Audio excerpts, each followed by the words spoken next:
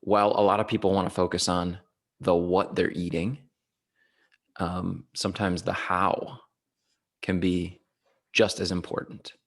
So just tell me a little bit about that.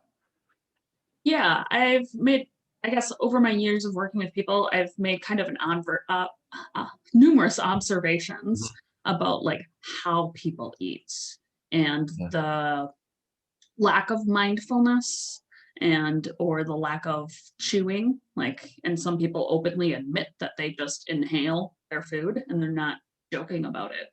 Okay. um, and that how that can influence how much somebody eats without even realizing it. Okay. So lack of mindfulness, and in particular, just taking big bites, not even necessarily chewing it thoroughly.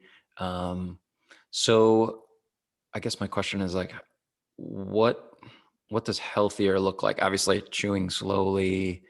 But what would a healthy eating habit look like in terms of mindfulness? Yeah, having some intentionality. I think I've talked to a lot of clients, and like we've even talked before about not being distracted while we're eating. Like Mhm. while you're eating, you are actually paying attention to what's on your plate and what's going from the plate into your mouth, as opposed to being distracted by television or phones and devices. Um, that before you know it, you've just eaten out of the whole pot, like whatever you might have just Mhm. cooked, versus you didn't even transfer it to a plate, right? Mhm. Like, oh, Yeah. I'm watching this TV show, not paying attention to all what I'm feeling.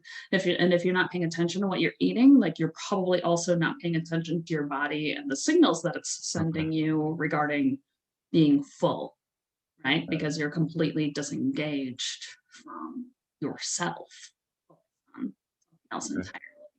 That makes sense. Yeah, that I was gonna ask.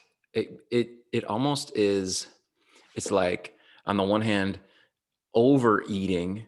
Like there's a certain attitude toward food that comes with that. Almost we might think of it like an unhealthy obsession with it, but like what you're recommending is almost becoming more in tune to the eating process and maybe even to the food itself, like almost being more interested in the event of eating and that's Absolutely. actually helpful. Yeah, absolutely. Yeah. There are some schools of thought that will tell you that it should take twice as long to eat your food as it did to prepare it. Okay. And that's like hands-on preparation. So like Mm. if you're, something's in the oven for an hour, it doesn't take you 2 hours. But like the hands-on preparation of something. And I ask myself this and I even challenge you, like, do I do that? Mhm. Does it take me?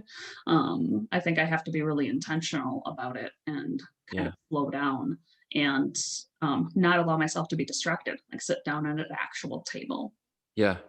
Yeah, it's interesting that you say that because I've been trying when I have the opportunity to, like if I'm at home, working from home or whatever, and I'm okay, it's lunchtime, instead of sitting in the computer and like eating and working, like sitting down at the table with just my food. And Yeah. what I've noticed is, and actually Amanda noticed this because now we eat dinner together. Um, I take a lot longer now than she does to eat.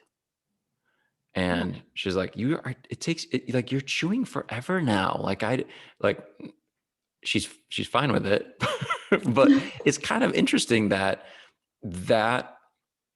I think that intentionality now has led me to, without even knowing it, just slowing down more when I'm eating.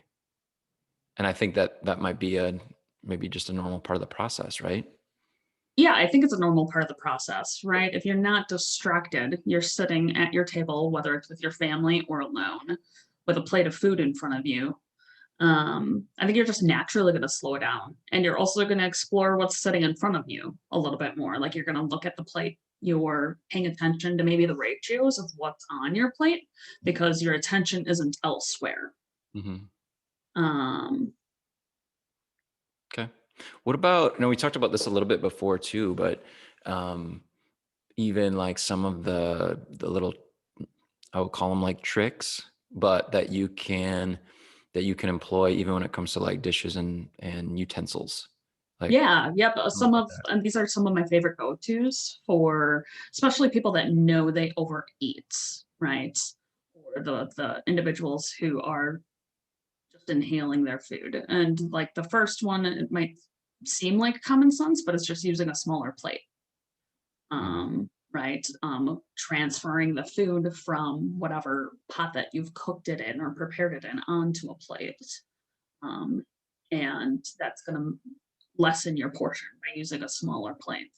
Along those same lines, as I encourage people to use smaller utensils, like you have the little fork and the little Mhm. spoon that came Yeah. in your silverware set, like eat with those. That's less food is being transferred at a time, right, from plates to your mouth, slowing you down.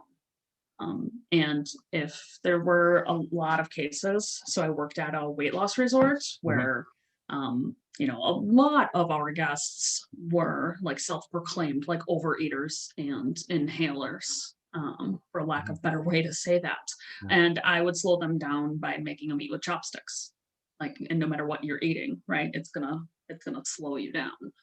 It can be really, really frustrating, Yeah. but it will certainly it'll bring your attention to the task at hand. You have no other choice other than to think about it. Yeah, there's only so much you can pick up. It might be frustrating. You're forced to slow down because you're maybe dropping things that a big spoon would just scoop right up. Right. Um, hmm, cool. As you were talking, I was thinking a little bit. We have some friends, a group of sisters, and we joke that they make it look like so much fun. Like when we go out to eat with them, and they all share like what they get, but they're like tasting it like they're food, food taste testers. I'm trying to, like the judges on a cooking show. They like just take a little bit and then just like savor it. And like from across the table, it actually looks like they're enjoying the whole meal, like so much more because they're Yeah, eating that way. And I was thinking like that's the way that we should be all eating, right? absolutely. Yeah, absolutely. I don't remember the exact numbers, but I think this makes me think about two things. Mhm. Is the first one is that scientists say that you only really taste your first two bites, Hmm. like, and after that, like your taste is like basically you're desensitized. Yeah. So like really taking the time to enjoy those first two bites and then pay attention to that sometimes can cause you to pause and either stop or at least slow down and circle back. Um, and the second one I forgot. Well, uh, we've talked too, and like I'm a admitted nail biter, right? I have been for most of my life. Like we've talked a little bit about that, um, like hand to mouth kind of compulsion, and Yes. some of those foods that are easy to just keep popping tend to be some we know, like the salty snacks that end up leaving us not happy, right, in the long run with our results. What are some ways around that you found? Yeah. So I think this is something that you want to work with, when trying to change behavior because it's meeting some level of need, Mhm. right? That hand to mouth, let's call it compulsion. It circles back to like Freudian theory, and that it's the same thing that has like smokers smoking with their cigarette. It's that connection. It is meeting some kind of need, whether you realize it or not. So if we can work with that by making healthier choices, um, I know that I have some level of that. So when I'm going to a meal, I cut my food into tiny pieces. Like I also use like a small fork. So as much as I can be going back and forth, I know that that's serving some need, Mhm. which is like, since I know that, I can work with it. Like oftentimes, right, snacking, it's so uh you know that's you, make a better choice. Like popcorn's not all bad, right? It's how much of it are we eating and what are we putting on it, Hmm. right? So an air popped popcorn is going to still get this. Is that something you need at the end of a long, hard day when you're just trying to relax? Maybe. Let's work with it Mhm. instead of against it. Um, Interesting. Huh. So it's kinda like, oh, I feel have the inclination to eat, like, to snack, but if I'm more in tune to the fact that I'm not really hungry, kinda saying like, "Oh, well, maybe it's that need that needs to be met, and I'm gonna do that, but with something maybe healthier," right? yeah. Instead of like, "Oh, Yep. I need a really tasty snack." I don't. I just need something that I can pop in there, little baby carrots or whatever, right? Right. Nope, exactly. Yes, something that you can like portion and still get that. Like, and alternatively, sometimes it's just occupying the mouth can Mhm, satisfy that need as well. So this is where sometimes chewing gum can be a substitute. mhm, Um, if for some people, if it's like if you're not sure that you're hungry, try chewing a piece of gum. Like, you can't tell me you're like, I think I'm hungry, but I'm not sure. Like, try a piece of gum and then tell me if you're hungry or not. It's occupying the mouth or a Jolly Rancher, mhm. Lifesaver, something as long as you don't chew on those, like it's going to occupy your mouth for a period of time. And then while that is in your mouth, you should be able to tell like whether you're truly hungry or not. Hmm. Okay, cool.